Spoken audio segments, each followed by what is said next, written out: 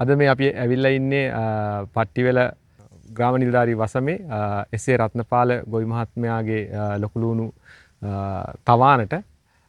ඉතින් අපේ ගලේවල කෘෂිකර්ම ප්‍රදේශ කොටස ගත්තාම ග්‍රාම නිලධාරී වසම් 20කට ආසන්න ප්‍රමාණයක ලොකු ලුණු වගාව සිද්ධ කරනවා. මේ අවුරුද්දේ අපිට ලැබුණු තොරතුරු සහ අපි ගොවි මහත්තුරු වෙත ගිහිල්ලා ගත්ත තොරතුරු අනුව හෙක්ටයාර 80ක ආසන්න ප්‍රමාණයක ලොකු ලුණු වගාවක් ගලේවල කෘෂිකර්ම ප්‍රදේශක කොටස තුල සිදු කිරීමට අපේක්ෂා කරනවා. ගලේවල කෘෂිකර්ම ප්‍රදේශක කොටස ගත්තාම යලකන්නේ අපේ ගොවි මහත්තුරුන්ගේ ප්‍රධාන ආර්ථික භෝගයේ වශයෙන් තියෙන්නේ ලොකු ලුණු වගාව. ඉතින් අපේ කලින් අවුරුදු වල ඉඳලා ලොකු ලුණු වගාවෙන් අපේ ගොවි මහත්තුරු ලොකු ආදායමක් ලබා ගත්තා. ඉතින් මේ අවුරුද්දෙත් අපේ ගොවි මහත්තුරුන්ගේ ලොකු පිබිදීමක් තියෙනවා ලොකු ලුණු වගාවට.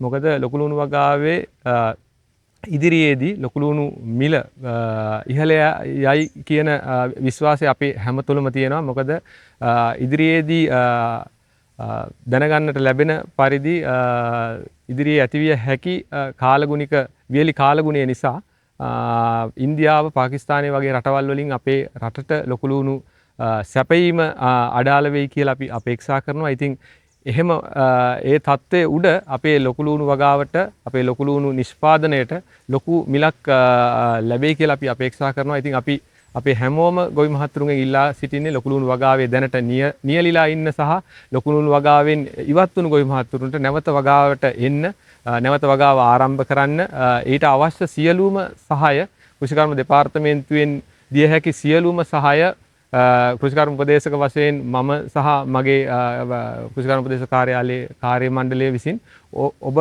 ගොවි මහතුරුන්ගේ සියලු දෙනාගේම ශ්‍රේෂ්ඨ වෙත ඇවිල්ලා ඒ අවශ්‍ය තාක්ෂණික තොරතුරු ඒ වගේම මධ්‍යම පළාත් කෘෂිකර්ම දෙපාර්තමේන්තුව හරහා ලොකු ලුණු වගාව දිරිගැන්වීම සඳහා ලබා දීමට අපේක්ෂිත ඒ සියලු සහන ආධාර අපේ ගොවි මහතුරුන් වෙත ලබා දීමට අපි කටයුතු කරනවා.